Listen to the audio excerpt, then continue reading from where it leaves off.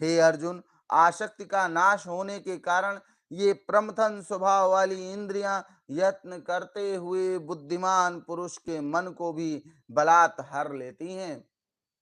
तानि सर्वाणि संयम्य युक्त आसीत मत्परः वशे हि यस्तेन्द्रियाणि तस्य प्रज्ञा प्रतिष्ठिता। इसलिए साधक को चाहिए कि वह उन संपूर्ण इंद्रियों को वश में करके समाहित चित्त हुआ मेरे परायण होकर ध्यान में बैठे, क्योंकि जिस पुरुष की इंद्रियां वश में होती हैं उसी की बुद्धि स्थिर होती है। इस विषय में कहना चाहूंगा कि इंद्रियों को वश में करना इतना आसान नहीं है जितना दो शब्दों में हम पढ़ के सोच लेते हैं, हाँ कल से हम इंद्रियों को वश में करेंगे।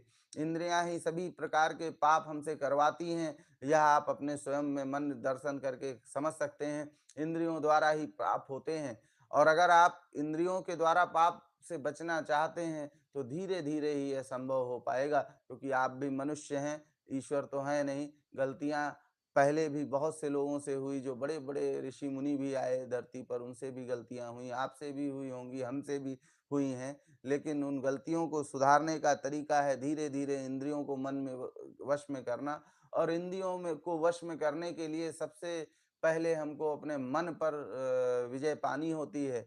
मन जब भी हमसे कुछ गलत करने को कहे, तो हमें उसके विरोध में खड़े होना पड़ता है, और उसके विरोध में खड़े होना आसान काम नहीं है। जैसे कि आपको सुबह उठने की समस्या है, हमने भगवत गीता का पाठ सुबह आरंभ किया, सुबह साढ़े 4 बजे का ही रखा, तो साढ़े 4 बजे रखने का उद्देश्य यही है, हम साढ़े 4 बजे शाम को भी 5 बजे रख सकते थे। साढ़े 5 बजे रखते तो हमारी लाइफ में भीड़-भाड़ भी ज़्यादा होती। लेकिन साढ़े 4 बजे रखने का उद्देश्य मात्र एक इतना है कि वही आएगा जो सुनने योग्य समझता होगा इसको, या स्वयं भी अगर 2 दिन आएगा तो उसकी 4 बजे नींद खुलना शुरू हो जाएगी, और उसके बाद हो सकता है वो भी पढ़ना शुरू कर दे।